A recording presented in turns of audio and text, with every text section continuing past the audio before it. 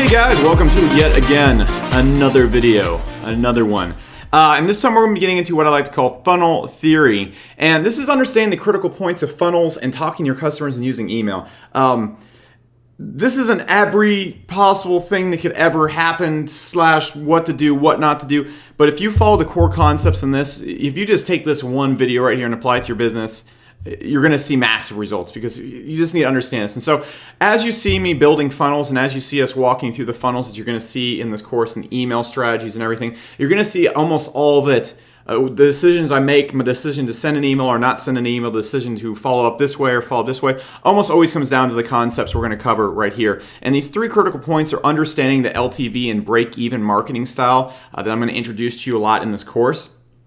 I'm going to show you the understanding different customers need different messages point. And then I'm going to talk about broadcasts versus funnels versus live human theory, when you should use broadcasts, when you should use funnels, how they should be used, and all that kind of stuff. And if you understand these three concepts I'm about to break down from you, you can almost build your own funnels right away because you'll understand kind of the rules. These are kind of the physics, the realities of having a really good email-based marketing campaign. So first thing to understand is that a lot of people are going to be taking this course. When you think about advertising, you think about getting an opt-in or paying for leads or paying for emails, a lot of people think in black and white. So a lot of people think, if you get the lead, you sell them something as soon as they opt in and then you break even right away or you make money. Okay, there's no gray area. It's either you make money right away or you don't. And that's just not how it works.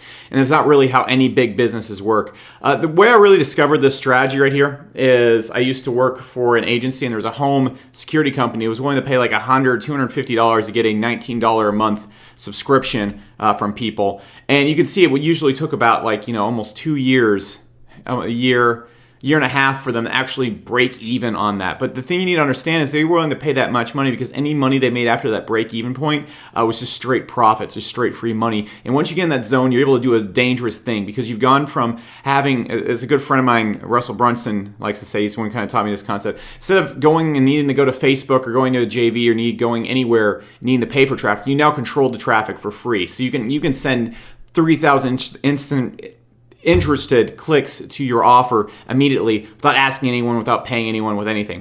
So what I do a lot in my marketing that you're going to see in this, and you don't have to do this, you can break even right away.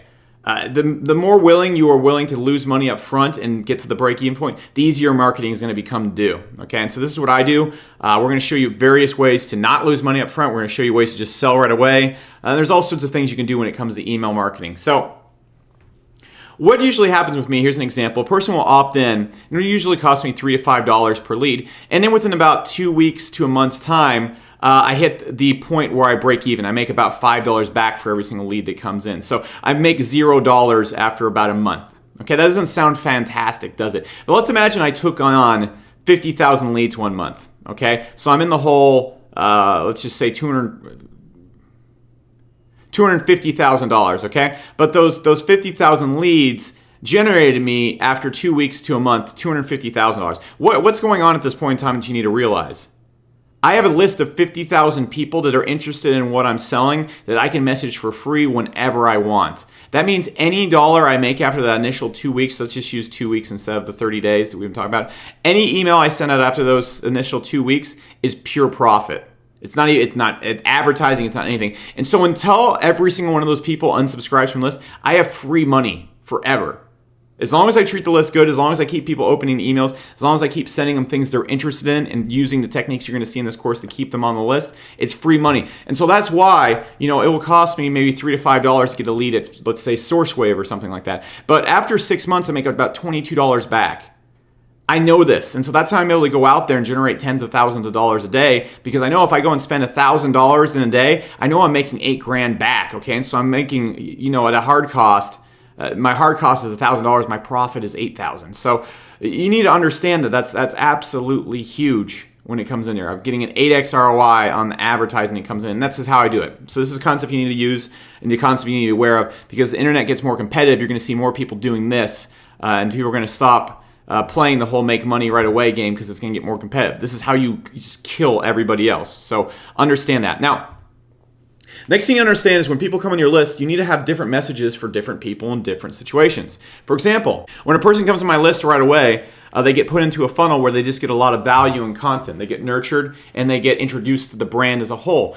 What I don't want to do when a new customer comes in is start sending them my highest priced product right away. And a lot of people, when they get people on their email list or contacts on their email list, they'll just start hitting them with the offers they're saying to everybody else. Of course, a new customer who has never heard of you before, never talked to you before, doesn't understand what you're about, is not going to buy like an old customer who's been on your list for years and knows you. So just a situation right here, and there's other situations that can fall outside of this scenario, or these scenarios I'm going to lay out right here. But just right off the bat right there, new customers do not need to be talked to like old customers. For example, after 2 weeks of being on a list, a person is tagged, and you're going to see this in the 8X funnel. I'm going to show you it. A person is tagged with a tag that shows that they've been on the list for more than 2 weeks, and then they get kind of worked in with everybody else and start getting the normal pitches and normal emails. But I want to catch them up with the brand first. So you can see right there, I talk to new customers differently than I talk to old customers. On top of that, guys, what you also need to understand, let's say a person opts into my email list, and I can show you, you're going to see every way I do this inside of Market Hero.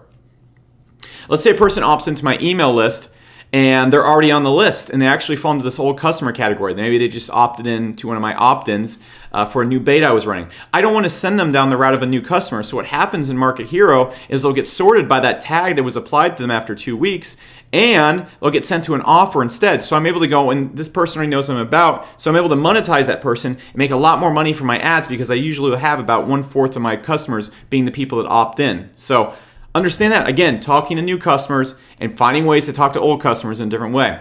If we have a buyer versus a non-buyer, for example, if somebody already bought an offer from me 6 months ago, I don't want to send them that same offer. I mean, they're tagged inside of Market Hero, so it's easy to see who bought and who didn't. So I'll send a completely different email to a non-buyer, and then I did a buyer. For example, if I'm running a promotion and this person right here already bought, the buyer, I'm just not going to send the email. That's a very simple way to send different messages to different people on your list.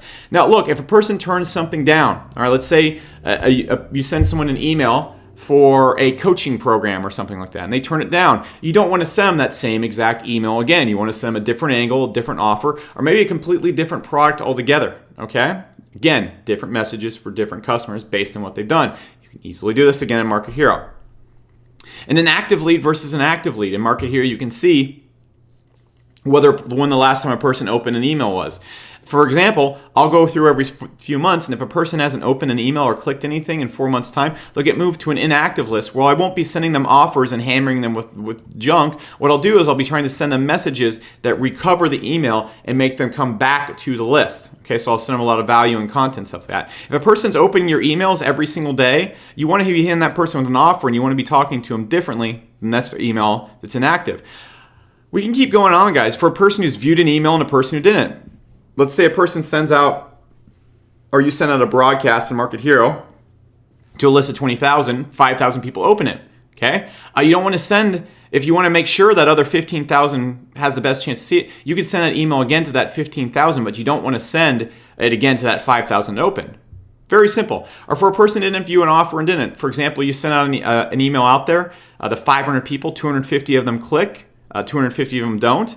You don't want to send the person who clicked the email, who saw the offer, is going to have a different response than the person that didn't. So for example, let's say you're running a webinar, or you have an online workshop. So you send out a replay of the workshop to 10,000 people on your list, okay? So 500 people on your list click and watch that workshop, okay? Those people need to be sent a different message if they didn't buy than the person that never viewed the workshop. So let's imagine the person who didn't view the workshop. You don't want to send them another email saying, hey man, you missed the workshop and the offer. Here's the offer. I know you were wanting this. You don't want to do that because they haven't even seen the workshop first. But the people that have seen the workshop, you want to send them directly to the offer because they've already seen the workshop. You don't want to send them to the workshop again. And just these are 6 situations. There's tons of them that you'll see going on.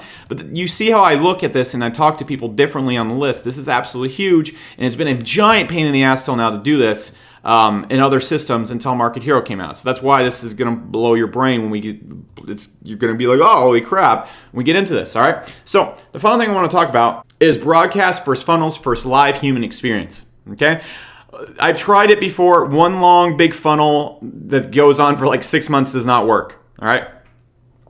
People can tell they're talking to a robot if you do that, okay? So what you need to understand is sometimes a series of broadcasts where you're manually going out there and sending it and picking out the segments work better. Sometimes a funnel works better. Oftentimes, a funnel mixed with broadcasts is better, okay? So for example, when a person comes on my list, for the first 2 weeks, they're just in an automated funnel, okay? Because I know what they're going to get, and every person's going to get the same thing. Now, I don't want to have that be 6 months long because I want to keep relevant information coming at them. So let's say I send out a broadcast every Thursday for a webinar or something like that. I'm constantly going out there and balancing broadcasts between funnels. And the best way I think to use funnels is in short bursts. For example, if I'm running a promotion on a Monday, I'll send everybody into a funnel that's about 4 days long. Okay, and the funnel will react based on what they're doing and sort them based on what they're doing. And then eventually everyone will bump out of that funnel.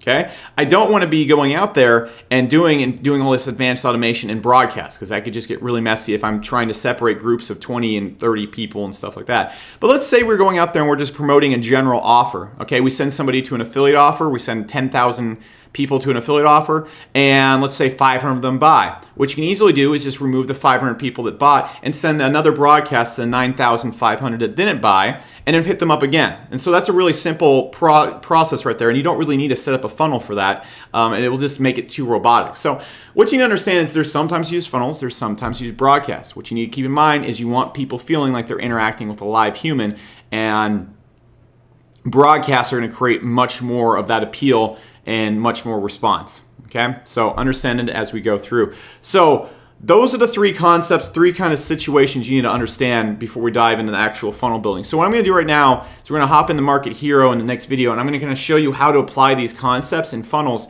so that when we get into the funnels, you already have a very good idea of how to build your own and how to use them intelligently as you go through it. So this has been Becker. I'll see you in the next funnel, the video, and that's all I got for now. So see you in a sec.